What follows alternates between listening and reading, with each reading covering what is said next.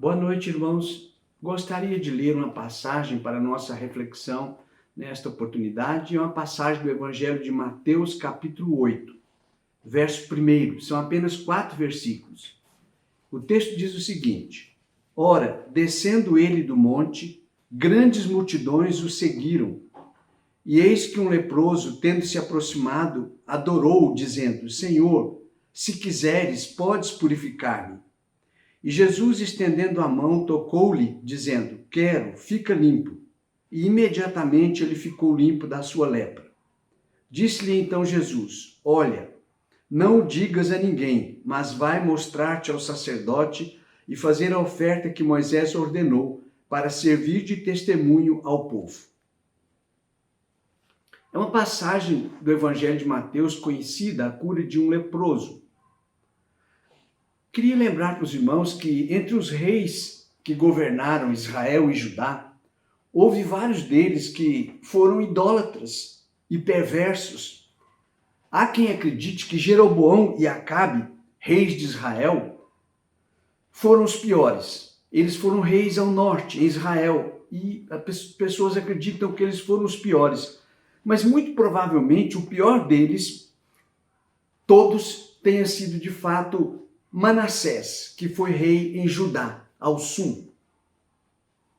Entre todos os reis, tanto os de Israel quanto de Judá, houve também alguns que agiram com prudência e com sabedoria. Foram reis piedosos e também empreendedores. Uzias, rei de Judá, foi um deles.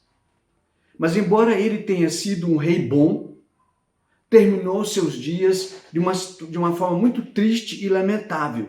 Ele morreu leproso, separado do convívio das demais pessoas. Nós podemos ver isto aqui no texto de 2 Crônicas 26. Diz assim o texto: Assim ficou leproso o rei Uzias até o dia da sua morte, e morou por ser leproso numa casa separada, porque foi excluído da casa do Senhor, e Jotão, seu filho, tinha a seu cargo a casa do rei, julgando o povo da terra. O rei Uzias foi obrigado a viver separado por causa da sua doença até a sua morte. Aliás, eu queria lembrar que foi na morte do rei Uzias que o profeta Isaías recebeu aquela grandiosa revelação do Senhor quando ele viu o Senhor. Isso está registrado lá no texto de Isaías, capítulo 6. Diz lá o texto: No ano da morte do rei Uzias, eu vi o Senhor assentado sobre um alto e sublime trono. E Isaías passa a relatar a sua visão do Senhor Deus. Um texto também bastante conhecido da palavra do Senhor. O Senhor Deus havia entregado a Moisés a lei a respeito dos leprosos ou de pessoas leprosas. Isso está lá no texto de Levítico. A lepra era uma enfermidade que estigmatizava o enfermo. Ou seja, ele passava a ser visto pelos demais como uma pessoa amaldiçoada. A sua doença era atribuída a pecados que supostamente ele havia cometido. Assim agiram, por exemplo, os amigos de Jó, que foram visitá-lo naquela situação deplorável, naquele estado deplorável que ele se encontrava.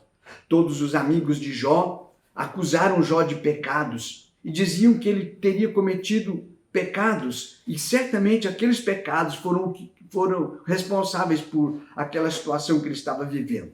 No entanto, a Bíblia diz que Jó era um homem íntegro e temente a Deus. O leproso, portanto, era uma pessoa condenada por sua enfermidade a viver totalmente isolado, separado do convívio com seus semelhantes. A lei, inclusive, ordenava que se alguém tentasse se aproximar do leproso, ele próprio, leproso, deveria gritar: leproso, leproso, para que assim a pessoa se afastasse dele e não se aproximasse dele. Meus queridos, o texto que acabei de ler, o Evangelho de Mateus, também é narrado em Marcos e Lucas, é um texto, como eu já disse, bastante conhecido. Ele afirma que multidões estavam seguindo Jesus, acompanhando Jesus. Dezenas, centenas de pessoas estavam observando Jesus e os seus discípulos. Também, e principalmente o que eles diziam, não só o que eles faziam, mas também o que eles diziam. Os ouvidos deles estavam todos abertos para cada palavra que Jesus proferia. E é nesse momento que aparece então um leproso. Surge esse homem leproso. Imagine vocês um leproso se aproximando daquela multidão e de Jesus. Todos provavelmente mudos e de olhos arregalados, vendo aquela pessoa leprosa se aproximando. Justamente quem não poderia pensar na possibilidade de se aproximar, que ao contrário estava obrigado a se manter longe das outras pessoas. Ele não tinha como esconder a sua enfermidade. Esse homem ele não tinha uma ferida no braço, ou na perna, ou no rosto. Lucas, que registra o mesmo texto, diz que ele estava coberto, todo o seu corpo estava coberto de lepra. E o que foi que aconteceu? O que nós vemos aqui nesse texto e que lições podemos aprender desse fato do ministério do Senhor Jesus Cristo? Eu creio, meus irmãos, que aqui nós podemos destacar 3 situações específicas e, como eu vejo, bem claras no texto. A primeira delas é que houve uma atitude de fé verdadeira. No verso 2, diz que esse homem leproso aproximou-se do Senhor Jesus. E ele se atirou aos pés do Senhor Jesus. Ele foi clamar ao Senhor e ele rogou ao Senhor naquela hora, quando ele se atirou aos pés do Senhor Jesus. Diz aqui no verso 2, e eis que um leproso, tendo se aproximado, adorou, dizendo: Senhor, se quiseres, podes purificar-me. Uma atitude de fé. O leproso, contrariando todas as expectativas do que se podia esperar como normal, como aceitável, aproximou-se do Senhor. Aquele homem estava quebrando normas, regras. Ele enfrentava o estigma e o preconceito. Ele estava encarando de frente sua angústia e sofrimento de ter passado tanto tempo isolado e discriminado. Há muitas pessoas, meus queridos, acuadas, medrosas, sem coragem de se aproximar de Jesus. Não tomam uma Bíblia para ler, não entram num templo para ouvir uma palavra, uma exposição da Escritura, não erguem sequer a voz para orar ao Senhor. Simplesmente se mantêm afastados do Senhor, não se aproximam do Senhor. O leproso se aproximou do Senhor. Mas ele não só se aproximou. O leproso, ignorando tudo à sua volta, se lançou, como há pouco disse, aos pés de Cristo. E ele adorou ao Senhor. Mateus afirma que ele adorou ao Senhor. Marcos diz que ele se dirigiu a Jesus estando de joelhos. Ele chegou e se ajoelhou diante do Senhor.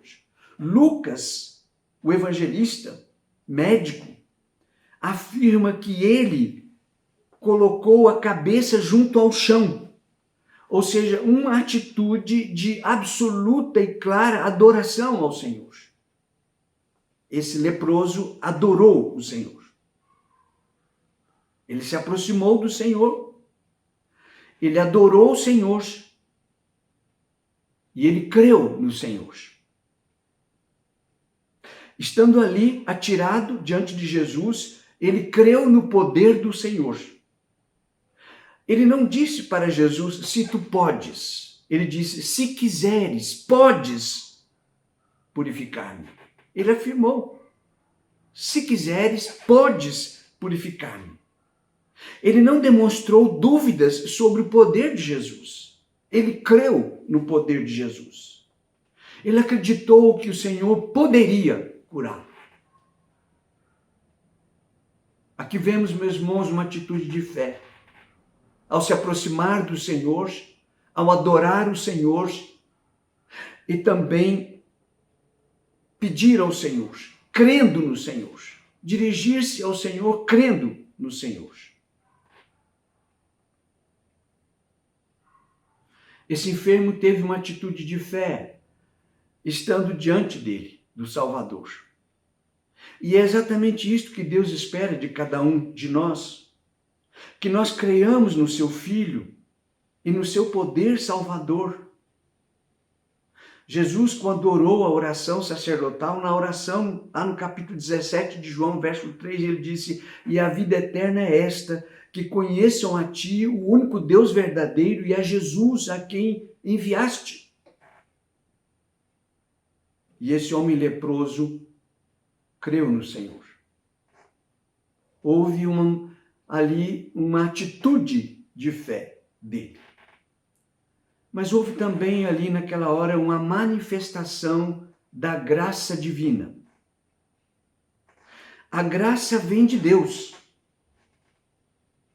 O salmista, no Salmo 63, ele diz: "A tua graça é melhor do que a vida. Assim, cumpre-me bem dizer-te enquanto eu viver." Meus queridos, Jesus poderia ter passado de largo. Haviam tantas pessoas ali.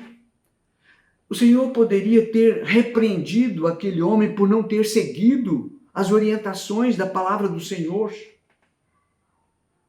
Poderia o Senhor ter continuado dando atenção para a multidão interessada nas suas palavras, em sua pregação.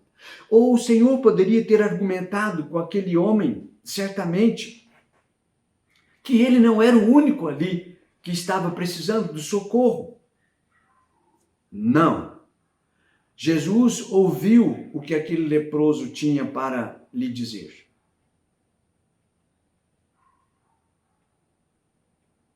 Não tenha dúvidas, Jesus está sempre pronto a ouvir aqueles que com fé o buscam de coração. Ele manifesta sua maravilhosa graça para essas pessoas. A sua maravilhosa graça é manifesta sobre estas pessoas que creem no Senhor. Mas Jesus não apenas ouviu aquele leproso, ele tocou no leproso. O texto diz que ele tocou no Senhor. Jesus, estendendo a mão, tocou-lhe, dizendo: "Quero, fica limpo." Ouvindo as palavras do leproso: "Senhor, se quiseres, podes purificar-me." Jesus estendeu a mão, tocou nele e disse: "Quero, fica limpo."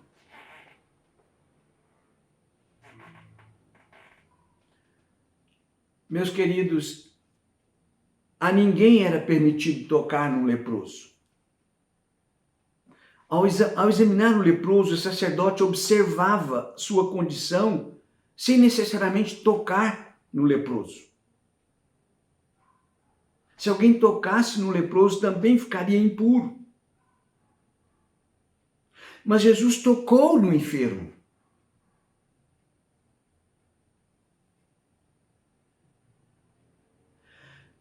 Quando o Senhor ressuscitou o filho da viúva de Naim, diz o texto que Jesus também tocou o morto. A lei também proibia tocar o morto, o cadáver. E ele tocou o cadáver. Quem tocasse o cadáver também seria considerado imundo por 7 dias, dizia a lei.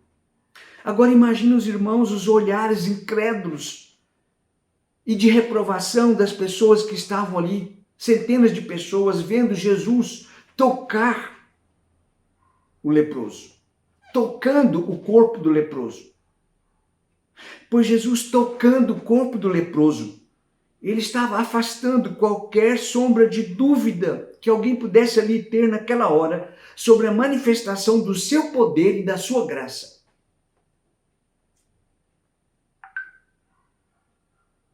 Jesus ouviu, Jesus tocou e Jesus restaurou.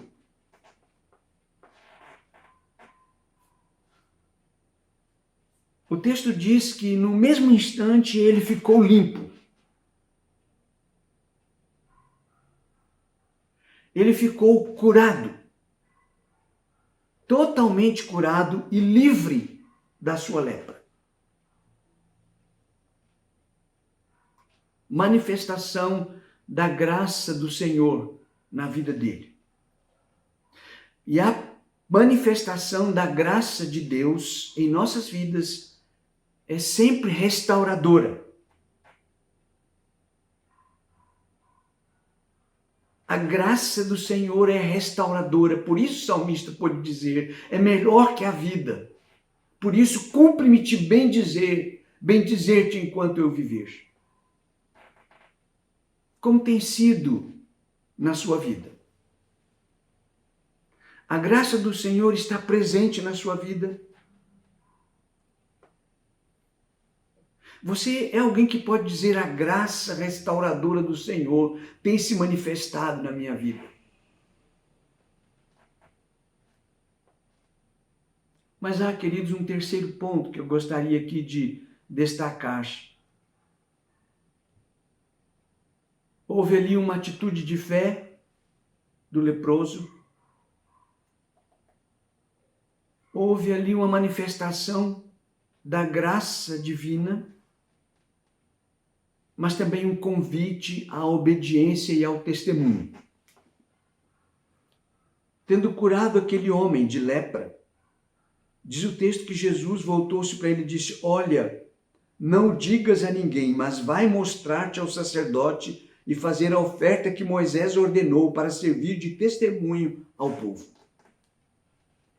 Naquele exato momento, Jesus orientou aquele homem sobre o que ele deveria fazer e fez um pedido que, por sinal, ele não foi capaz de atender. Tente se colocar no lugar daquele homem. Uma vida isolada, de dor, de sofrimento, de rejeição, e de repente ele se vê curado, limpo, livre do seu mal. E não pode sair para compartilhar sua alegria, a alegria da sua restauração.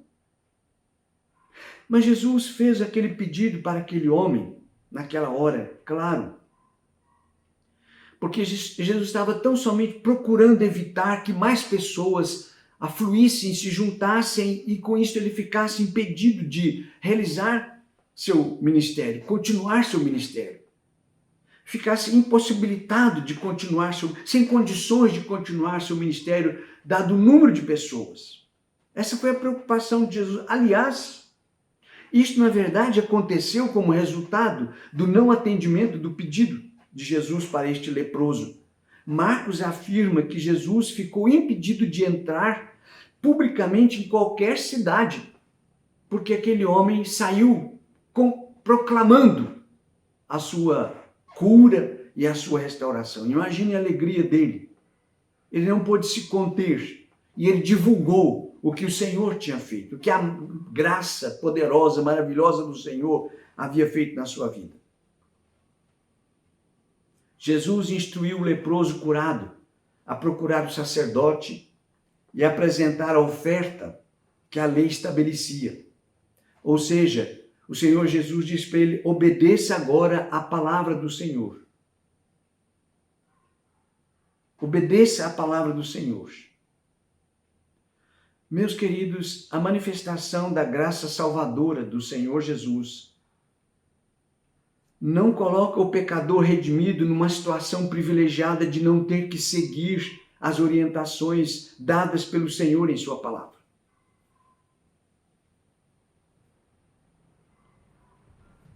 O apóstolo Paulo afirma que uma vez libertados do pecado, somos feitos servos da justiça. E como é bom pensar que você é um servo da justiça. Alguém que testemunha.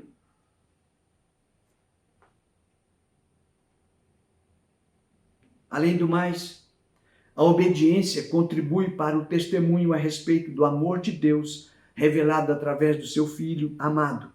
Por isso Jesus disse para ele, vai, apresente-se ao sacerdote, cumpra o que a lei manda, dê testemunho.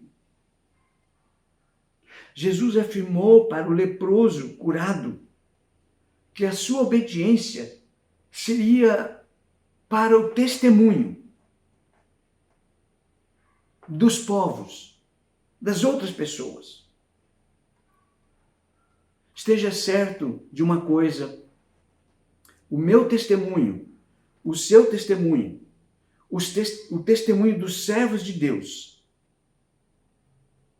eles serão tão eficientes quanto mais eficiente for a nossa obediência ao Senhor, ao Salvador, a nossa obediência à sua palavra. Por isso o Senhor disse para aquele leproso que ele deveria procurar o sacerdote e obedecer.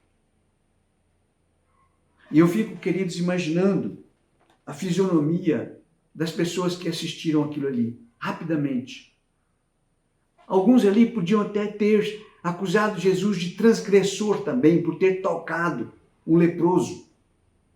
Mas naquela hora a graça do Senhor era maior e o Senhor estava ali mostrando para a multidão que pelo seu poder, pela sua infinita graça e misericórdia, ele poderia restaurar e restaurou aquele homem leproso. Livrou da sua doença que o estigmatizava, que trazia para ele sofrimento. Que Deus possa abençoar a sua vida. Que você se esforce ao máximo para estar com o Senhor.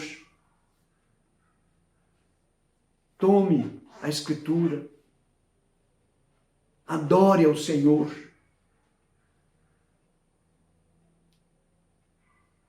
Que a graça do Senhor se manifeste todos os dias na sua vida, porque a sua graça é restauradora.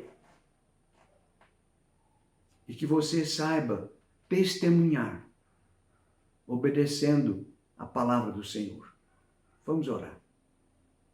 Nosso Pai querido, damos-te graças, Senhor Deus, porque a tua palavra sempre fala ao nosso coração. Damos-te graças, ó Deus, porque o teu Filho, nosso Senhor, ele veio para salvar, para restaurar, para manifestar tua graça infinita sobre nós. Mas ensina-nos, ó Deus, também a obedecer, a testemunhar, a proclamar o grande amor do Senhor manifestado na cruz do Calvário, na morte e na ressurreição de Jesus. Ajuda-nos e abençoa-nos, ó Pai. Nós te pedimos em nome do teu Filho, nosso Salvador. Amém.